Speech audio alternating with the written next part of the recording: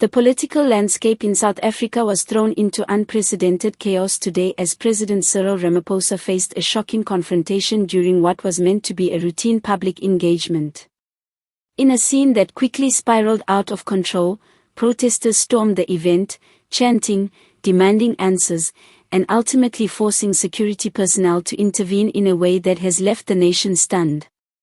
What began as a carefully choreographed gathering with community leaders and citizens rapidly devolved into a clash between angered voices of the people and the embattled head of state. Ramaphosa, who has often prided himself on maintaining calm and dialogue even under pressure, found himself cornered by an eruption of frustration that no speech or diplomatic maneuver could quell. Witnesses described the atmosphere as combustible from the very start. Chants of "We want answers" and "No more lies" echoed across the venue, drowning out Ramaphosa's prepared remarks.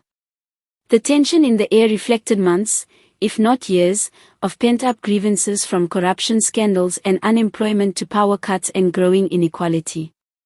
Protesters carried placards demanding accountability, transparency, and immediate action to address what they see as the government's neglect of ordinary South Africans.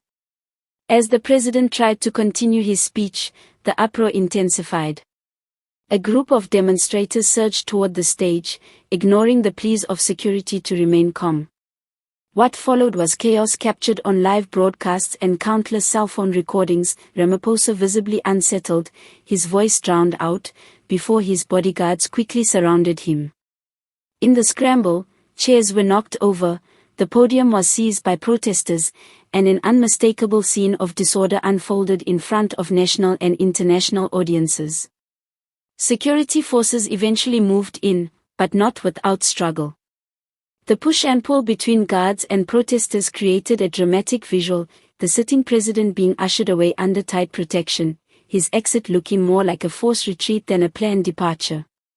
Commentators have already dubbed the moment a political earthquake, noting that it symbolizes not just a physical removal but also a crumbling of confidence in Ramaphosa's ability to hold the line against growing public discontent. Social media exploded in real time. Hashtags like #Ramaphosa removed, #People vs President, and #SA protests began trending within minutes, as citizens weighed in with shock, anger, and even celebration. Some hailed the dramatic confrontation as a turning point, a powerful message to the ruling elite that South Africans will no longer tolerate empty promises. Others expressed deep concern about the implications for stability, warning that public humiliation of a sitting head of state could plunge the country into further turmoil.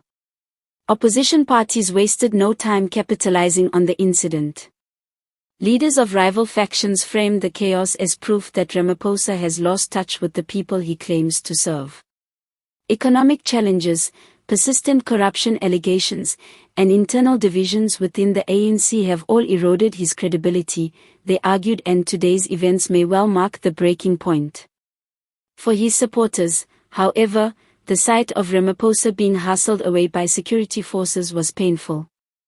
They argue that no matter the grievances, disrupting a sitting president's address and resorting to near-violent escalation undermines the very democracy that citizens are demanding to protect. But even they cannot deny that the optics of the day were devastating, a leader, visibly rattled, struggling to maintain authority in the face of a furious citizenry.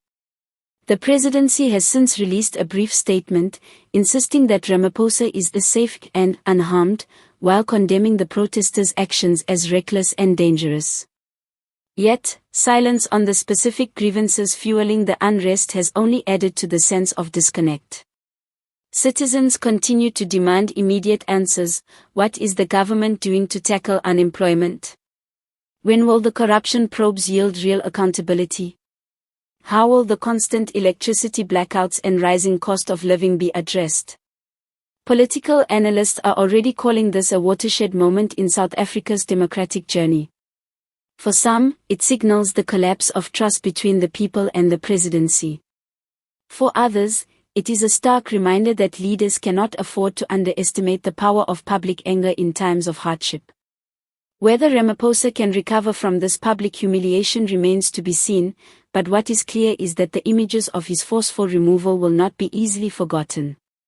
As the dust settles, one truth has emerged: the patience of the South African people has worn dangerously thin.